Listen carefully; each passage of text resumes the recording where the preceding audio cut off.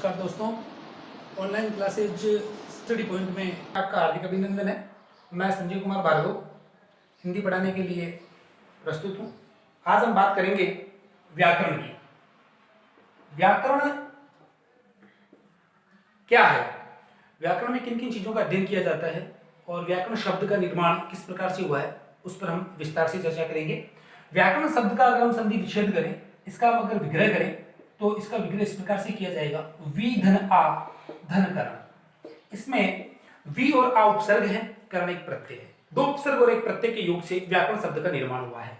व्याकरण की परिभाषा, उसके डेफिनेशन क्या है, तो व्याकरण की जो डेफिनेशन संस्कृत में बताई गई है वो इस प्रकार से है, व्याक्रियन्ते भाषा अनेन इति व्याकरणम, अर्थात जो भाषा की अनेक प्रकार से व्याक्रिया करे वही व्याकरण है। परिभाषा संस्कृत में एक बार पुनः मैं आपको बोल के सुना देता हूं, व्याक्रियन्ते भाषा अनेन इति व्याकरणम, अर्थात जो भाषा की अनेक प्रकार से व्याक्रिया करे वही व्याकरण है। एक शब्द हमारे सामने आया है, व्याक्रिया। व्याक्रिया शब्द का शाब्दिक अर्थ क्या है, तो व्याक्रिया शब्द का शाब्दिक अर्थ है विश्लेषण करना, अर्थात एनालिसिस करना। व्याकरण किसी भी भाषा का विश्लेषण करता है, उसका पोस्टमार्टम करता है, उसको अनुशासित करता है, उसको अपनी सीमाओं में रखता है। यह व्याकरण का रोल है। अगर हम हिंदी भाषा की बात करें तो व्याकरण हिंदी भाषा को भी अनुशासन में रखता है, उसको डिसिप्लिन में रखता है, क्योंकि व्याकरण भाषा का एनालिसिस करता है, उसका विश्लेषण करता है। भाषा की लघुतम इकाई जो है, भाषा की सबसे छोटी इकाई जो है वो वर्ण को माना गया है, और इसी वर्ण से शब्द का निर्माण होता है, और शब्द जब वाक्य में प्रयुक्त होता है तो वो पद कहलाता है, और विभिन्न पद मिलकर वाक्य का निर्माण करते हैं। इस प्रकार से भाषा की व्याकरण की चार प्रमुख इकाइयां हैं, वर्ण, शब्द, शब्द से पद और पद से वाक्य। आज हम बात करेंगे वर्ण की, वर्ण माला की हम बात करेंगे। हिंदी वर्णमाला में कितने वर्ण हैं और कौन कौन से वर्ण इसमें समाहित किए गए हैं, उस पर हम विस्तार से चर्चा करेंगे। उससे पहले आप इसका स्क्रीनशॉट ले लीजिए, आगे हम आज का अपना प्रथम अध्याय वर्ण विचार। वर्ण विचार में हम सबसे पहले बात करते हैं वर्णमाला की। वर्णमाला किसे कहते हैं? जिस प्रकार से बिखरे हुए पुष्पों को एक धागे में पिरो देने से माला का निर्माण होता है, उसी प्रकार से वर्णों का क्रमबद्ध और व्यवस्थित समूह जो है वो वर्णमाला के नाम से जाना जाता है। याद रखिएगा, ध्यान रखिएगा, वर्णमाला में वर्णों का क्रमबद्ध और व्यवस्थित, अर्थात उसमें क्रमबद्धता का और व्यवस्था का गुण विद्यमान होना चाहिए, तभी वह वर्णमाला कहलाएगी।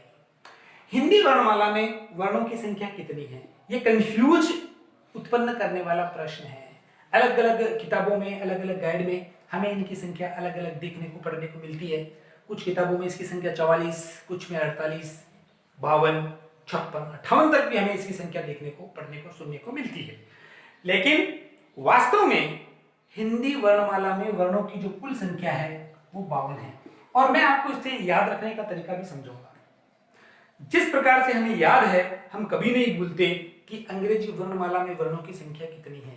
तो आमतौर पर हम समझते हैं, हम जानते हैं कि अंग्रेजी वर्णमाला में वर्णों की संख्या होती है 26, और हिंदी वर्णमाला में उसे जस्ट दुगुना कर लीजिएगा, 26 दूना 52। तो फिक्स है। ये प्रश्न बहुत महत्वपूर्ण प्रश्न है परीक्षा के दृष्टिकोण से, क्योंकि कंफ्यूज पैदा करता है। तो कोई कंफ्यूजन नहीं रखना है। हिंदी वर्णमाला में वर्णों की संख्या फिक्स 52। आज मैं आपको हिंदी वर्णमाला में इन्हीं 52 वर्णों की काउंटिंग करूंगा। ये आज के अपने इस वीडियो का प्रमुख ध्येय है, उद्देश्य है कि हम विद्यार्थियों तक, आप लोगों तक हिंदी वर्णमाला के 52 वर्णों की जानकारी, उनकी काउंटिंग सफलतापूर्वक करवा सके। सबसे पहले हम बात करते हैं स्वर की। हिंदी वर्णमाला में स्वरों की संख्या कितनी है? 11। स्वर किसे कहते हैं? आमतौर पर हमने पढ़ा है, हम समझते हैं, स्वर वे ध्वनियां हैं जिनका उच्चारण करते समय प्रश्वास, किसी भी ध्वनि का उच्चारण करने के लिए जो श्वास हम अंदर से बाहर की ओर छोड़ते हैं उसे प्रश्वास कहा जाता है। तो हिंदी वर्णमाला में स्वरों की संख्या 11 है। अगर हम उसकी डेफिनेशन की बात करें तो उसकी डेफिनेशन इस प्रकार से तय की जाएगी, स्वर वे ध्वनियां हैं जिनका उच्चारण करते समय प्रश्वास निर्बाध रूप से झटके के साथ बाहर निकलती है, उसे हम स्वर कहते हैं। स्वरों की संख्या 11 है। मैं यहां आपको लिख के बताऊंगा। ए, आ, ई, उ, री, ए, ऐ, ओ, औ। ये 11 स्वर है। याद रखिएगा, अं और अह। इसी श्रृंखला में हम अंग और अह का अध्ययन भी करते हैं, लेकिन अंग और अह स्वर नहीं है। तो फिर ये क्या है, उसके बारे में आगे चर्चा करेंगे। फिलहाल मैं आपको ये बता देता हूं, स्वरों की संख्या 11 है और ये सारे 11 स्वर मैंने आपके यहां नोट कर दिए। इनका क्रम हमें याद रखना होगा, इनका क्रम हमें समझना होगा, क्योंकि आगे के वीडियोस में जब मैं आपको शब्दकोश प्रयोग पद्धति पढ़ाऊंगा, हिंदी की डिक्शनरी में शब्दों को किस प्रकार से ढूंढना है और हिंदी की डिक्शनरी में शब्दों का क्रम क्या होता है, तब हमें ये क्रम जानकारी में रखना होगा, हमें अपने नॉलेज में रखना होगा, तभी हम किसी भी शब्द का सही क्रम निर्धारित कर पाएंगे। इसके अलावा स्वर के कितने प्रकार होते हैं, कौन कौन से आधार पर इनके प्रकारों को हम सुनिश्चित कर सकते हैं, वो हम आगे के वीडियोस में पढ़ेंगे। फिलहाल हमारा उद्देश्य है हिंदी वर्णमाला में वर्णों की काउंटिंग करवाना। आगे हम बात करते हैं व्यंजन की। व्यंजन क्या है?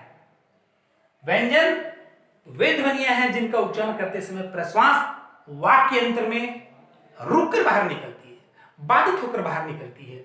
और व्यंजनों का उच्चारण करने के लिए दूसरी प्रमुख बात, व्यंजनों का उच्चारण करने के लिए हमें स्वरों की आवश्यकता होती है। स्वर इंडिपेंडेंट है, स्वतंत्र है। स्वर का उच्चारण करने के लिए किसी अन्य ध्वनि की आवश्यकता नहीं है, लेकिन व्यंजन का उच्चारण करने के लिए हमें स्वरों की आवश्यकता होती है। व्यंजन डिपेंडेंट है, ये स्वरों पर आश्रित है। बिना स्वर के हम किसी भी व्यंजन का उच्चारण नहीं कर सकते। तो अगर हम व्यंजनों की संख्या की बात करें तो व्यंजनों की संख्या 33 मानी गई है। मैं आपको नोट करके बताऊंगा। क, ख, ग, घ आएंगे, च, छ, ज, झ, ञ, त, थ, ड, ध, ण, त, थ, द, ध, न, प, फ, ब, भ, म। कैसे लेके म तक इनको स्पर्श व्यंजन कहा जाता है। कैसे लेके म तक। इसके बाद हम बात करते हैं य, र, ल, व, श, श, स, है। ये र, ल, व अंतस्थ ध्वनियां कहलाती है।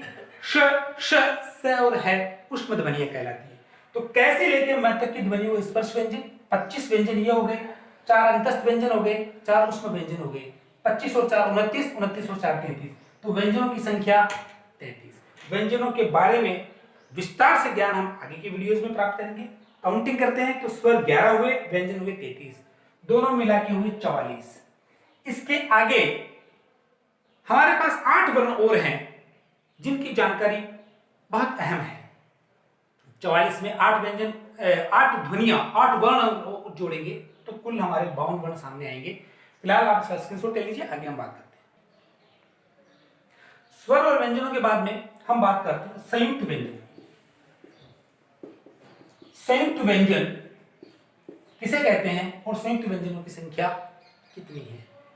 हिंदी वर्णमाला में संयुक्त व्यंजनों की संख्या 4 मानी गई है।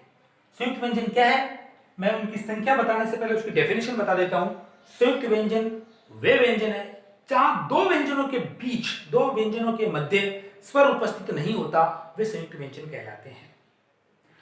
हिंदी वर्णमाला में संयुक्त व्यंजनों की संख्या 4 मानी गई है। ये संयुक्त व्यंजन है क्ष, त्र, ज्ञ और श्र। क्ष, त्र, ज्ञ और श्र, इनको 4 को संयुक्त व्यंजन के नाम से जाना गया है। ये संयुक्त व्यंजन दो व्यंजनों के योग से बने हैं। साथ साथ में हम इसे भी क्लियर करते चलेंगे कि क्ष इनमें किन दो व्यंजनों का योग है, क और श। याद रखिएगा, क के नीचे हलंत है। जब भी हम संयुक्त व्यंजन का विश्लेषण करेंगे, याद रखिएगा पहले वर्ण के नीचे हलंत लगाया जाएगा। इसी प्रकार से अगर हम त्र की बात करें तो इसमें त और रे का योग है। और इसी प्रकार से हम जे, जिसे आमतौर पर गे कहा जाता है, कि जानकारी के लिए मैं बता दूं ये गे नहीं है। यदि हमने इसको गे कहा तो हम भूलवश, त्रुटिवश, अज्ञानतावश इसमें गे और ये का योग कर देंगे, जो उचित नहीं है। इसमें गे और ये का योग नहीं है, अपितु इसमें ज और ये कौन सा, च छ ज ज ये च वर्ग की पंचम ध्वनि। तो ज और ये के योग से जे का निर्माण हुआ है। पुनः बता रहा हूं, इसका उच्चारण गे नहीं होगा, इसका उच्चारण जे किया जाएगा। तो क्ष, त्रे, जे और अंतिम जो संयुक्त व्यंजन है वह श्र। इसमें श कौन सा, तालव्य श, जिसे हम आमतौर पर गांठ वाला श कहकर संबोधित करते हैं, वह श, जिसे उच्चारण के आधार पर तालव्य श के नाम से संबोधित किया जाएगा। श और र के योग से श्र का निर्माण हुआ है। तो हिंदी वर्णमाला में ये 4 संयुक्त व्यंजन माने गए हैं। मैं कुछ बात साथ साथ में और समझा देता हूं। एक प्रश्न आता है परीक्षा में, हिंदी वर्णमाला में संयुक्ताक्षरों की संख्या, संयुक्ताक्षरों की संख्या, दोनों प्रश्नों का अलग अलग उत्तर तय किया जाएगा। संयुक्त व्यंजनों की संख्या कितनी है, संयुक्ताक्षरों की संख्या कितनी है। देखिएगा, जहां हम बात करते हैं संयुक्त व्यंजनों की संख्या 4 है, याद रखिएगा संयुक्त स्वरों की संख्या भी 4 है। संयुक्त व्यंजनों की संख्या 4 है, संयुक्त स्वरों की संख्या भी 4 है। तो अगर प्रश्न आए संयुक्ताक्षरों की संख्या कितनी है, तो 4 + 4 = 8। हमारा उत्तर होगा संयुक्ताक्षरों की संख्या है 8। संयुक्त स्वर कौन कौन से हैं इसके बारे में मैं बता देता हूं, हम विस्तार से आगे के वीडियोस में बात करेंगे। ए, आई, ओ और औ, इन 4 स्वरों को संयुक्त स्वर कहकर संबोधित किया जाता है। और संयुक्त व्यंजन क्ष, त्रे, जे और श्र, ये 4 संयुक्त व्यंजन हुए, 4 संयुक्त स्वर हुए, दोनों को मिलाकर 8 संयुक्ताक्षर हुए। तो अगर प्रश्न आता है संयुक्त स्वरों की संख्या कितनी है, 4, संयुक्त व्यंजनों की संख्या कितनी है, 4, संयुक्ताक्षरों की संख्या कितनी है, 8। इस प्रकार से। इसके अलावा अभी मैंने आपको डेफिनेशन बताई, संयुक्त व्यंजन, 2 व्यंजनों के मध्य स्वर उपस्थित नहीं होगा, वो संयुक्त व्यंजन कहलाएगा। लेकिन ये वो संयुक्त व्यंजन है जिन्होंने अपनी एक अलग आकार, जिन्होंने अपना एक अलग आकृति ले ली है, वो संयुक्त व्यंजन संख्या में 4 माने गए हैं। मैं आपको बता दूं कि ये भी संयुक्त व्यंजन है, इसी प्रकार से ये भी संयुक्त व्यंजन है, ये भी संयुक्त व्यंजन है, लेकिन चूंकि इन्हें मान्यता प्राप्त नहीं है, इसीलिए हम संयुक्त व्यंजनों की काउंटिंग में, उनकी गणना में इसे हम शामिल नहीं करेंगे। अगर हम इसकी बात करें तो इसमें द और ये का योग है।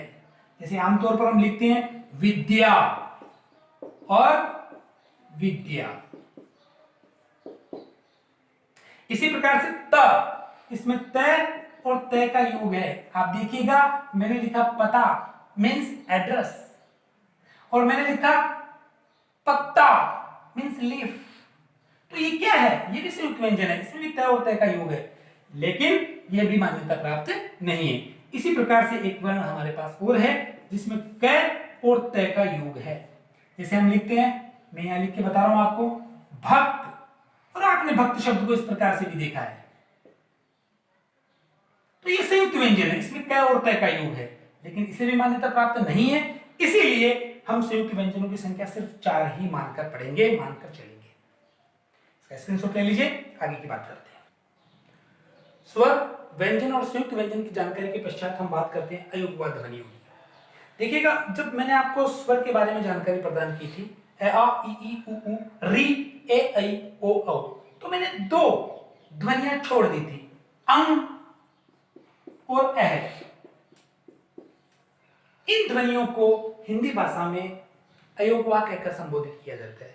बहुत अच्छा प्रश्न बनता है कि अंग और अह को अयोगवाद ध्वनियां किसने कहा। पंडित किशोरीदास वाजपेयी, एक बहुत बड़ी शख्सियत, बहुत बड़े हस्ताक्षर, पंडित किशोरीदास वाजपेयी। पंडित किशोरीदास वाजपेयी जी ने अपनी रचना हिंदी शब्दानुशासन, उनमें अंग और अह को अयोगवाद कहकर संबोधित किया है। एक प्रश्न सामान्य तौर पर पूछा जाता है, निम्न में से अयोगवाद ध्वनि है, निम्न में से अयोगवाद ध्वनि नहीं है, तो हमें याद रखना होगा अंग जिसे स्वतंत्र रूप से अनुस्वार कहकर संबोधित किया जाता है, और अह जिसे हम स्वतंत्र रूप से विसर्ग कहकर संबोधित करते हैं, और इन दोनों को संयुक्त रूप से अयोगवा कहकर संबोधित किया जाता है। इनको अयोगवा क्यों कहा जाता है, अगर हम इस पर चर्चा करें तो देखिएगा, अयोगवा शब्द अ धन योग धन वा 3 शब्दों से मिलकर बना है। अ एक अविकरी शब्द है, अ एक उपसर्ग है जिसका शाब्दिक अर्थ होता है नहीं। योग का मतलब है जोड़, और वाह का मतलब है वहन करना, अर्थात अयोगवा ध्वनियां वे ध्वनियां हैं जिनका जोड़ न तो स्वर के साथ होता है न व्यंजन के साथ होता है, फिर भी वे ध्वनि को वहन करते हैं, इसलिए उनको अयोगवा कहकर संबोधित किया जाता है।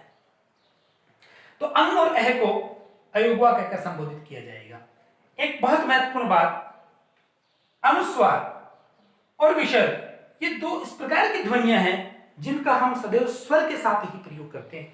इनको अलग से हम प्रयोग में नहीं ले सकते। जैसे अगर मान लीजिए मुझे शब्द है कंगन, और मुझे कंगन शब्द का विश्लेषण करना है, तो कंगन शब्द का विश्लेषण इस प्रकार से किया जाएगा, क में अ विद्यमान है, और ये अ के साथ ही अनुस्वार विद्यमान है, और उसके बाद में ग में अ विद्यमान है, और उसके पश्चात न में अ विद्यमान है।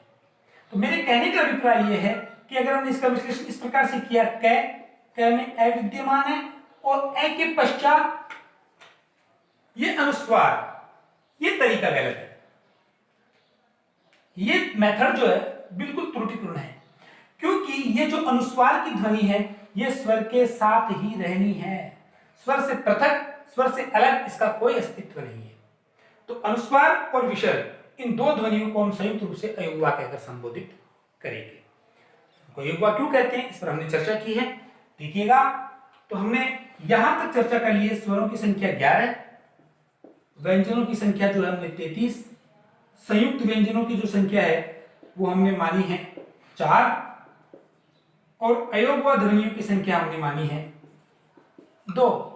तो कुल मिला के हमारे पास 50 वर्ण हो चुके हैं। मैंने आपको बताया था प्रारंभ में हिंदी वर्णमाला में वर्णों की संख्या 52। अभी भी हमारे सामने 2 वर्ण और शेष हैं जिनके बारे में हम जानकारी प्राप्त करेंगे। इसका स्क्रीनशॉट ले लीजिए, आगे बात करते हैं। 50 वर्णों की जानकारी के पश्चात हमारे पास 2 वर्ण जो भी समझाने योग्य शेष है। द्विगुण व्यंजन, द्विगुण व्यंजनों की संख्या 2। द्विगुण व्यंजन कौन कौन से माने गए हैं हिंदी वर्णमाला में, तो अड़ और अढ़, इन 2 व्यंजनों को द्विगुण व्यंजन कहकर संबोधित किया गया है। देखिएगा, अड़ और अढ़ इन्हें हम प्रयत्न के आधार पर उत्क्षिप्त व्यंजन भी कहते हैं। आगे जब मैं आपको अगले वीडियोज में व्यंजनों के प्रकार, अलग अलग आधारों पर व्यंजनों के प्रकार जब हम पढ़ेंगे, तब हम पढ़ेंगे कि अड़ और अढ़ को उत्क्षिप्त व्यंजन भी कहा जाता है। उत्क्षिप्त का शाब्दिक अर्थ होता है उछलता हुआ। जब हम अड़ और अढ़ का उच्चारण करते हैं तो ध्वनि अंदर से उछलती हुई सी, ऐसा प्रतीत होता है जैसे अंदर से ध्वनि फेंकी गई है, इसलिए इनको उत्क्षिप्त व्यंजन कहकर संबोधित किया जाता है। इन द्विगुण व्यंजन आमतौर पर द्विगुण व्यंजन कहकर संबोधित किया गया है। देखिएगा, अड़ और अढ़, इसी प्रकार से ड और ढ, इनकी कॉन्सेप्ट हम साथ साथ समझ के चलेंगे। ये क्या है? ड, ये क्या है? अड़। याद रखिएगा, ये ड है, इसके नीचे कहीं कोई नुक्ता नहीं है, कहीं कोई बिंदु नहीं है, जबकि यहां ड के नीचे एक नुक्ता लगाया गया है, एक बिंदु लगाया गया है। इसका उच्चारण है ड, इसका उच्चारण अड़। इसी प्रकार से इसका उच्चारण ढ, इसका उच्चारण अढ़। इनके प्रयोग को लेकर भी विशिष्टता है। देखिएगा, अड़े और अढ़, इनका प्रयोग शब्द शुद्धि का बहुत महत्वपूर्ण नियम है। अड़े और अढ़, इनका प्रयोग कभी भी शब्द के प्रारंभ में नहीं किया जाएगा। अर्थात कोई भी शब्द जो है वो अड़ और अढ़ से शुरू नहीं किया जा सकता। इसका प्रयोग या तो शब्द के मध्य में होगा या फिर शब्द के अंत में। फॉर एग्जाम्पल, जैसे मुझे लिखना है सड़क, ये सड़क है, यहां स और क के बीच में, तो स और क के बीच में यानी मध्य में ड का प्रयोग ना होकर अड़े का प्रयोग किया जाएगा। चरण होगा सड़क, नोट सड़क, सड़क। और इसी प्रकार से अगर मुझे अंत में प्रयोग करना है तो भी मैं इसका ही प्रयोग करूंगा, पैड।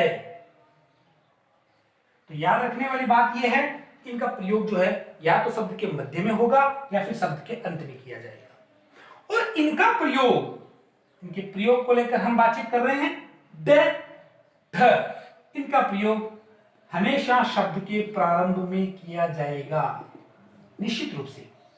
ड और ढ का प्रयोग यानी कोई शब्द अगर शुरू करना है, फॉर एग्जाम्पल जैसे अगर मुझे लिखना है डमरू, अगर मुझे लिखना है डाकू, अगर मुझे लिखना है ढक्कन, तो मैं ड और ढ का प्रयोग करूंगा, न कि अड़ और अढ़ का प्रयोग करूंगा, क्योंकि इनका प्रयोग तो शब्द के प्रारंभ में किया ही नहीं जा सकता। इसलिए डमरू, डाकू, ढक्कन, ढोल, इनमें से किसी भी शब्द में हम प्रारंभ में अड़ और अढ़ का प्रयोग नहीं करेंगे। अब एक प्रश्न उठता है कि ड और ढ, इनका प्रयोग हम शब्द के प्रारंभ में तो करते ही हैं, लेकिन क्या इनका प्रयोग शब्द के मध्य में या अंत में भी किया जा सकता है? निश्चित रूप से किया जा सकता है, बशर्त अगर जहां हम ड और ढ का प्रयोग कर रहे हैं उससे जस्ट पहले अगर स्वर विहीन वर्ण है, यानी ऐसा वर्ण है जिसमें स्वर नहीं है, अगर हम आम बोलचाल में बात करें आधा वर्ण है, तो फिर ड और ढ का ही प्रयोग किया जाएगा। जैसे फॉर एग्जाम्पल अगर मुझे लिखना है डंडा, शब्द के प्रारंभ में तो ड का प्रयोग होगा ही होगा, अंत में भी ड का ही प्रयोग हुआ है। क्यों? क्योंकि ड से पहले ण का प्रयोग हुआ है और ण में स्वर नहीं है, ये स्वरहीन है, इसीलिए हमने ड का प्रयोग किया। और इसी प्रकार की शैली को ध्यान में रखते हुए ढ का प्रयोग भी हम शब्द के मध्य में और अंत में कर सकते हैं, अगर इससे जस्ट पहले स्वरहीन वर्ण है तो। अगर स्वरहीन वर्ण नहीं है तो हम अड़ और अढ़ का ही प्रयोग करेंगे, ड और ढ का प्रयोग नहीं करेंगे शब्द के मध्य में और अंत में। तो इस प्रकार से हमने देखा कि हिंदी वर्णमाला में वर्णों की संख्या 52। उन्हें एक बार काउंटिंग कर लीजिएगा। स्वर की संख्या 11 है, व्यंजन की संख्या 33 है, संयुक्त व्यंजन जिनकी संख्या हमने 4 मानी है, इसी प्रकार से अयोग व ध्वनियां जिनकी संख्या हमने 2 मानी है, और द्विगुण व्यंजन जिनकी संख्या हमने 2 मानी है। 11 और 33 44, 44 और 4 48, 48 से 2 50, 50 से 2 52। हिंदी वर्णमाला में इन्हीं 52 वर्णों की चर्चा की जाती है। जब काउंटिंग की बात आती है तो हिंदी वर्णमाला में इन वर्णों की संख्या 52 ही मानी जाएगी, 52 ही लिखी जाएगी। ये प्रश्न और इसका ये उत्तर बिल्कुल सटीक है, उचित है। धन्यवाद।